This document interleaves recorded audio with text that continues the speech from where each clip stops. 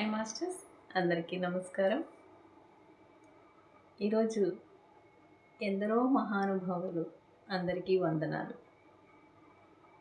ఎంతోమంది మహానుభావులు శాంతి కపోతాలను ఎగురవేశారు. ధర్మం కోసం,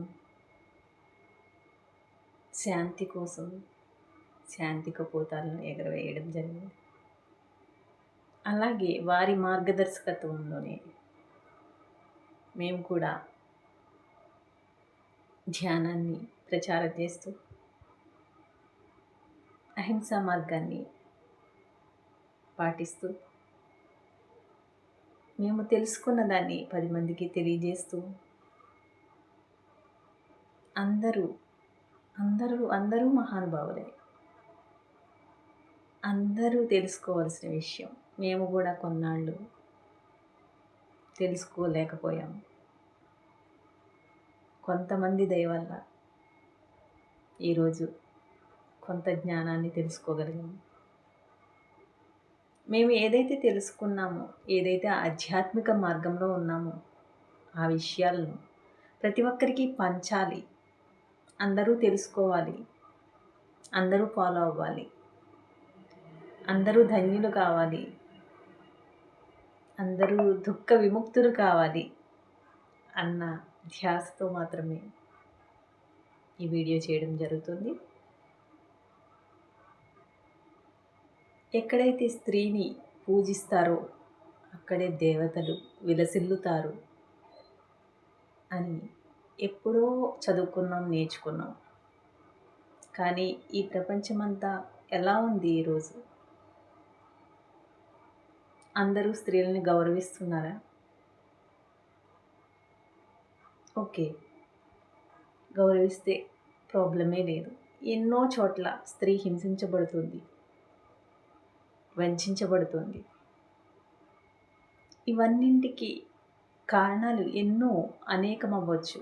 అక్కడ ఆడవాళ్ళకి ఆడవాళ్లే శత్రువులు అవ్వచ్చు, మగవాళ్ళు కావచ్చు, చుట్టూ ఉన్న పరిస్థితులు కావచ్చు, మరేమైనా కావచ్చు.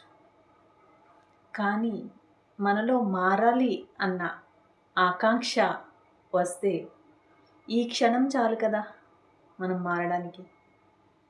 ఒక తల్లిదండ్రులు బిడ్డల్ని ఎంతో ప్రేమగా చూస్తారు, ఎంతో ప్రేమగా పెంచుకుంటారు. అలా అల్లారు ముద్దుగా పెరిగిన వాళ్ళు అత్తారింటికి వెళ్తారు. అక్కడ కూడా మన బిడ్డ అనుకొని వాళ్ళు కూడా ఎంతో ఆప్యాయంగా చూసుకుంటే సమస్యలు ఏముంటాయి ఇంకా ఈ ప్రపంచంలో? వీళ్ళని అందరూ కూడా హ్యాపీగా ఉంటే ప్రాబ్లమ్స్ ఏముంటాయి? మనలోనే మార్పు రావాలి. ఇదంతా ఎక్కడి నుంచి మార్పు రావాలి? ప్రతి వ్యక్తి ఆలోచించుకోవాలి. మనం ఏదైనా తప్పు చేస్తున్నామా? ఎంతవరకు మార్చుకోగలము మనల్ని మనం అన్న ధ్యాసతో మనం ఆలోచిస్తే ప్రతి వ్యక్తి కూడా మారచ్చు. ఈ క్షణం నుంచైనా మారచ్చు. దానివల్ల ఎంతో శక్తి స్త్రీలో ఉంది. స్త్రీలు పురుషులు సమానమే. కానీ స్త్రీ ఎందుకు వంచబడుతుంది? స్త్రీలు పురుషులు సమానమైనప్పుడు అర్ధనారీశ్వర తత్వం అని చెప్పి శివపార్వతులు మనకి సూచించే ఉన్నారు. ఇద్దరూ సమానమే అని. ఇంకా ఏమైనా ఎక్కువ ఉంటే కొంచెం స్త్రీయే ఎక్కువ. ఓకేనా? అది ఎలా అంటే శక్తి స్వరూపంగా మనం భావిస్తాం. బ్రహ్మ విష్ణు మహేశ్వరుల్ని కూడా మించిన శక్తి.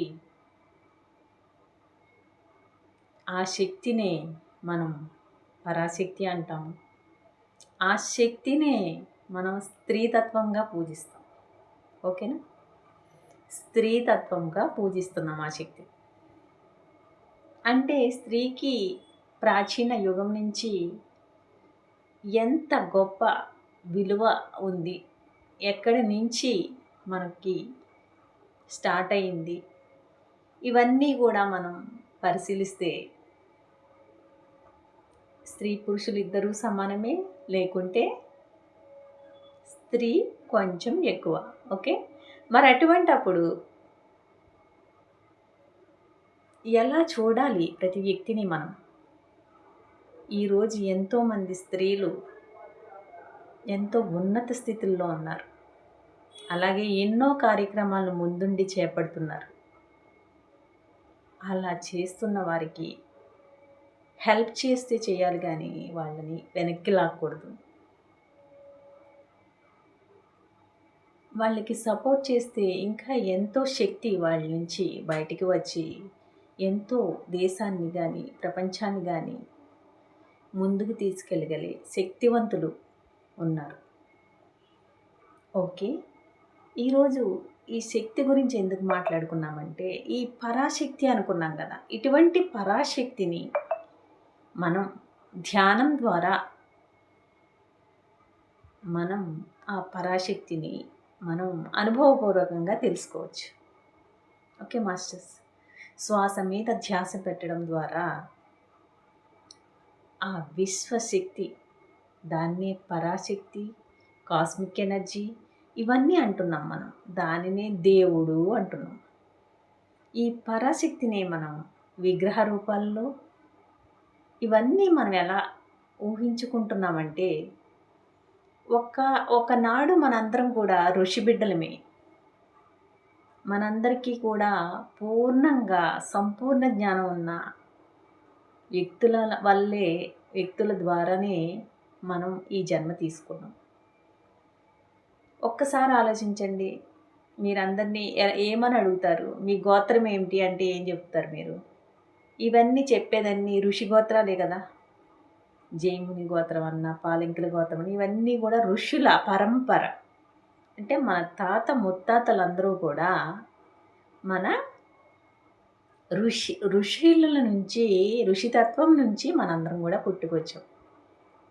అంటే ఇక్కడ ఆడ మగ తేడా లేదు, ధనిక భేద తేడా లేదు, అనేక కుల మతాలని కూడా తేడా లేదు. ప్రతి ఒక్కరూ కూడా ఆ ఋషితత్వం నుంచే వచ్చారు. కాబట్టి ఆ ఋషితత్వం అంటే అప్పట్లో వాళ్ళు ధ్యానం చేసుకుంటూ, శాకాహారం తీసుకుంటూ ఎంతో ఉన్నతంగా జీవించిన మన తాత ముత్తాతలందరూ కూడా చాలా గ్రేట్ మాస్టర్స్. అటువంటి మాస్టర్స్ ద్వారా మనం వచ్చాం. కానీ కొన్నాళ్ళకి మనం మన ధ్యానం కానీ శాకాహారం కానీ మనం వదిలేసి మనం అయోమయంలో పడి, అజ్ఞానంలో పడి ముందుకు వెళ్తున్నాం. అటువంటి తరుణంలో మనకి దేవుడున్నాడు అని తెలియజేయడానికి మనకి విగ్రహ రూపాలని ప్రతిష్ఠించారు. ఈ విధంగా అన్నా కొంచెం గుర్తిస్తారు, దేవుళ్ళు ఉన్నారన్న విషయాన్ని కూడా మరిచి వీళ్ళు విర్రవీగుతున్నారని చెప్పి ఈ విధంగా అయినా తెలుసుకుంటారు. ఒక పరమాత్మ ఉన్నాడు, ఒక శక్తి ఉంది, మనకందరికీ అతీతమైన ఒక శక్తి ఉంది. ఆ శక్తిని మనం తెలుసుకోవాలి, మనం రీచ్ అవ్వాలి అన్న విషయాన్ని ప్రతి ఒక్కరూ గమనించాలన్న విశేషమైన కృషితోనే పెద్దలు ఈ విగ్రహాలన్నింటినీ ప్రతిష్ఠించారు. ఇలా అయినా సరే మరిచిపోకుండా ఉంటారు మన ఋషితత్వాన్ని అని చెప్పి ఈ విధంగా ప్రతిష్ఠించడం జరిగింది. అలాగే మన శ్రీకృష్ణ భగవానుడు కూడా ఎన్నో రకాల మార్గాలను, తనను చేరే మార్గాలు తానే భగవంతుడని క్లియర్ కట్గా భగవద్గీతలో తెలియజేయడం జరిగింది. తను చేరే మార్గాలను కూడా అనేక విధాలుగా కూడా నన్ను చేరవచ్చు. పూజా మార్గం ద్వారా, స్తోత్రాల ద్వారా, ధ్యానం ద్వారా, జపాల ద్వారా, ఎప్పుడైతే పీక్ స్టేజ్కి వచ్చారో ఏ మార్గం ద్వారా అయినా నన్ను మీరు గెలుచుకోవచ్చు, తెలుసుకోవచ్చు అన్న విషయాన్ని బహిర్గతం చేశారు. కానీ అతి సులభమైన మార్గం మాత్రం ధ్యాన మార్గము అని పదే పదే చెప్పడం జరిగింది శ్రీకృష్ణ పరమాత్మ. ఏమని అన్నారంటే, యో భగవద్గీత అంతా గూడా అర్జునుడికి శ్రీకృష్ణ భగవానుడు తెలియజేసిన జ్ఞానమే కదా! యోగివి కా అర్జున, యోగివి కా అర్జున అని చెప్తానే ఉన్నారాయన. యోగత్వం అంటే ఏంటి? యోగం, ధ్యాన యోగం. యోగం అంటే కలయిక. మనలో ఉన్న ఆత్మ, పరమాత్మని కలిసే మార్గమే దివ్యత్వము, ధ్యానము. ఇటువంటి మార్గాన్ని నువ్వు ఆశ్రయించు అని పరమాత్మ డైరెక్ట్‌గా భగవద్గీతలో ఎన్నో మార్లు తెలియజేయడం జరిగింది. మరి అటువంటి జ్ఞానాన్ని తెలుసుకొని కూడా మనం ఎందుకు ఆచరించట్లేదు? మనం ఎందుకు ఫాలో కావట్లేదు? ఒకరు చెప్పినప్పుడు కూడా మనం వినకపోవడానికి కారణం ఏంటంటే మన అజ్ఞానం అవుతుంది. మనకి ఇంకా టైం రాలేదు అని మనం డిలే చేయడంలో ఉంటుంది. ఎందుకు అజ్ఞానంగా ఉండాలి మనం? మనం తెలుసుకోవచ్చు కదా! ఎన్నో బుక్స్ చదివి, ఎన్నో శాస్త్రాలు చదివి, ఎంతో రీసెర్చ్‌లు చేసి ప్రతి ఒక్కళ్ళు కూడా ఓంకార మంత్రాన్ని ఎంతో ఉత్తమమైందని తెలియజేస్తున్నారు కదా! మన సూర్య భగవానుడి దగ్గరికి కూడా వెళ్ళినా అక్కడ ఓంకారమే సౌండ్ వస్తుంది. ఇదే ఫస్ట్ నాదం అన్న విషయాన్ని తెలియజేస్తున్నారు. అటువంటి ఓంకారాన్ని ఎప్పుడో మనకి తెలియజేశారు మన ఋషి తాతలు, తండ్రులు. అటువంటి గొప్ప నాదాల్ని స్వీకరించి వాటి ద్వారా ఇంకా ఉన్నతమైన శక్తిని ఎట్లా తీసుకోవాలి అన్న తపనతో ప్రతి ఒక్కళ్ళు ఉండాలి, తెలుసుకోవాలి. అటువంటి సరే మనకి తెలియనప్పుడు ఎవరైనా చెప్తే వినడం అనేది నేర్చుకుందాం మాస్టర్స్. ఎందుకంటే ఎప్పుడు కూడా మనం నేర్చుకోవడానికే, ఏది మనకి పూర్తి జ్ఞానం ఒకేసారి వచ్చేది. నేర్చుకోవాలి కదా! ఎవరైనా చెప్పినప్పుడు వినాలి కదా! ఎందుకు చెప్తున్నారన్నది. అటువంటి గొప్ప జ్ఞానాన్ని, ధ్యానంని మనం తెలుసుకొని మన తాతలు, తండ్రులు ఎవరైతే ఉన్నారో ఋషితత్వం నుంచి వచ్చిన వాళ్ళు, వాళ్ళని మనం రీచ్ అవుతాం. మీ తాతల్ని, మీ ముత్తాతల్ని, వాళ్ళ జ్ఞానాన్ని తెలుసుకోండి. మేమేదో కొత్తగా చెప్పట్లేదు ఈరోజు. మేము తెలుసుకున్నామంటే మీరు కూడా తెలుసుకోవచ్చు. అందరికీ ఈక్వలే జ్ఞానం అన్నది. ఎవరైనా తెలుసుకోవచ్చు. ఓకేనా? అటువంటి మార్గాన్ని కొన్నాళ్ల క్రితం మేము తెలుసుకోవడం జరిగింది. అది బుద్ధుడి ద్వారా రావచ్చు, పత్రిజీ ద్వారా రావచ్చు, ఊళ్ళో తాళ్ళూరు సత్యనారాయణ గారి ద్వారా రావచ్చు, మా తల్లిదండ్రుల ద్వారా తెలుసుకోగలిగి ఉంటాను. ఎలా అయినా సరే ఈ తెలుసుకున్న జ్ఞానాన్ని 10 మందికి చెప్పే వరకు లోపల ఉన్న సోలు, ఆత్మ కోరుకోదు మాస్టర్స్. ఎందుకంటే ఎందుకు అజ్ఞానంలో కూరుకుపోతున్నారు జనం? ఇంత సమాజం ఎంతో అభివృద్ధి చెందింది. ఇంత అభివృద్ధి చెందిన తర్వాత కూడా మనం జిహ్వ చాపల్యంతో ఎందుకు మన తోటి జీవుల్ని మనం హింసిస్తున్నాము అన్న విషయాన్ని మనం ఒకసారి పరిగణలోకి తీసుకుంటే, అయమాత్మ సర్వభూతాత్మ అని శ్రీకృష్ణ భగవంతుడు చెప్పాడు కదా! ఓన్లీ కూర్చుని పారాయణం చేస్తే కాదు కదా మనం భగవద్గీత. అన్ని ప్రాణుల యందు నేనే ఆత్మస్వరూపుణ్ణై ఉన్నాను అన్న విషయాన్ని ఖచ్చితమైన ప్రమాణాలతో తెలియజేశాడు కదా! అంటే అన్ని ప్రాణుల యందు అంటే స్త్రీల యందు, పురుషుల యందు, పిల్లల యందు, పెద్దల యందు, ఇదే కాకుండా మన చుట్టూ ఉన్న జంతువుల యందు, సాధు జంతువుల యందు, క్రూర మృగాల యందు, అన్ని పక్షులు, మొత్తం సకల జీవరాశుల యందు నేనే ఆత్మస్వరూపుణ్ణై ఉన్నాను అని తెలియజేసినప్పుడు, ఒక తల్లి బిడ్డని ఎంతో ప్రేమగా చూసుకుంటుంది. కొంచెం అన్నం తినకపోయినా అలల్లాడిపోతుంది. అలాంటి తల్లి ఎంతో ప్రేమగా బిడ్డల్ని సాకుతుంది కదా! మీకు తెలుసు కదా అది. అలాగే తండ్రి కూడా ఎంతో సంపాదించి ఆ భార్య పిల్లలకి పెట్టడం కోసం, అందరూ హ్యాపీగా ఉండడం కోసమే కదా ఈ జీవన ప్రయాణం అనేది సాగుతోంది. మరి ఇటువంటి జీవన ప్రయాణంలో మన తోటి జీవుల్ని మనం ఎందుకు హింసిస్తున్నాం? ఒక్కసారి ఆలోచించండి మాస్టర్స్. ఇది ఎవరినో బాధ పెట్టడానికి కాదు, ఒక్కసారి ఆలోచించండి. ఎందుకంటే అనేక మోగ ప్రాణులు, వాటికి మాట్లాడే శక్తి కూడా లేదు మనలాగా. మనం చిన్న ప్రాబ్లం వస్తేనే ఎంతో ఒక వ్యక్తికి ఏదన్నా జరిగితే అయ్యో పాపం అని కొంతమంది, ఇలా ఎందుకు జరిగింది అని కొంతమంది, అనేక కోర్టులు, జడ్జిలు ఎంతోమంది ఉన్నారు మన కోసం పోరాడడానికి. మరి వాటి కోసం ఎవరు లేరా? భగవంతుడు ఎప్పుడూ చూస్తూనే ఉంటాడు జరిగే వాటిని. కానీ దాని వెనకాల ఎవరున్నా లేకపోయినా కర్మ సిద్ధాంతం అనేది ఒకటి ఉంది. ఈ కర్మ సిద్ధాంతం అనేది ఉందన్న విషయాన్ని మనకి తెలీదా? తెలీదు చాన్నాళ్ళు.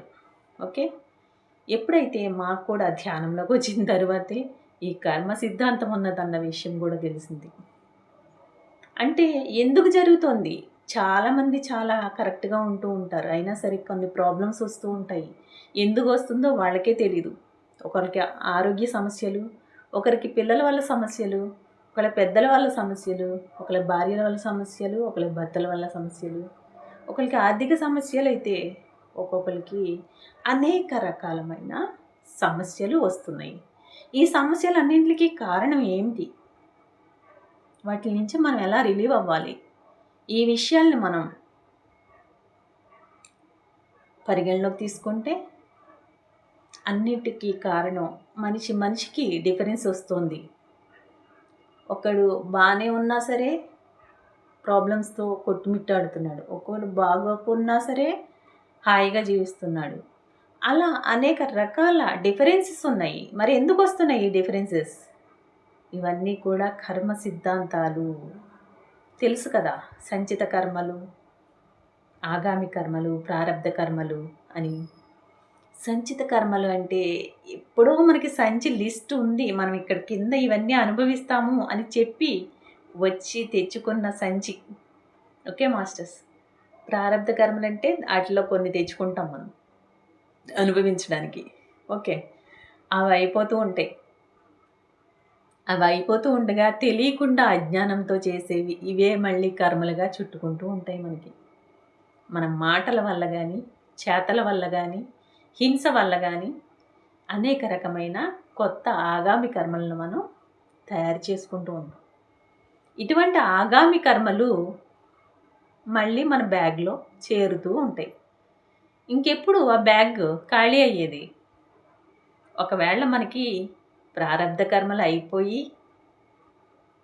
ఆగామి కర్మలు లేకుండా మనం చాలా కూల్గా ఉంటే గనక అప్పుడు ఆ సంచిలో ఉన్న సంచిత కర్మలన్నీ ఒక్కొక్కటి కిందకి చేరుతూ తొందరగా 0 స్టేజ్కి వస్తే కనుక అప్పుడు మనం మోక్ష స్థితిని పొందవచ్చు. మరి ఎందుకు పుట్టామో తెలీదు, ఎందుకు బతుకుతున్నామో తెలీదు, ఎందుకు మరణిస్తామో తెలీదు అన్నట్లుగా బ్రతికేస్తే కాదు కదా. ఇవి అన్నిటికీ కారణాలు తెలుసుకోవాలి కదా. ఓన్లీ పారాయణాలు చేస్తూ కూర్చుంటే కాదు కదా. మరి ఇంకెప్పుడు తెలుసుకుంటాం? మనం తెలుసుకున్న జ్ఞానాన్ని మనం ఆచరించాలి కదా. ఆచరణలో లేకపోతే ఎలా? మనం నువ్వు ఎన్నెన్నో పాపాలు చేసి వెళ్ళి పూజలు చేసి వస్తే అవి ఏమన్నా నీకు లాభం కలిగిస్తాయా? ఒక్కసారి ఆలోచించు మిత్రమా, ఒక్కసారి ఆలోచించండి ప్లీజ్. ఎందుకంటే ఇది ప్రతి ఒక్కళ్ళు తెలుసుకోవాల్సిన అత్యుత్తమమైన ధర్మం. అహింస పరమో ధర్మ.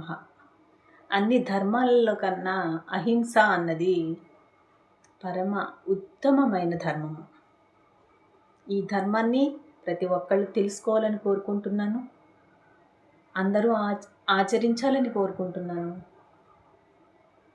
ప్లీజ్ ప్రతి ఒక్కళ్ళు కూడా ఆచరించమని, ఈ ధ్యానాన్ని ఒక్కసారి శ్వాస మీద ధ్యాస పెట్టి ధ్యానం చేయండి మాస్టర్స్. చేస్తే మీకే తెలుస్తుంది ఒక్కసారి ఆలోచించండి ఈ విషయం గురించి. Thank you. Thank you. Thank you.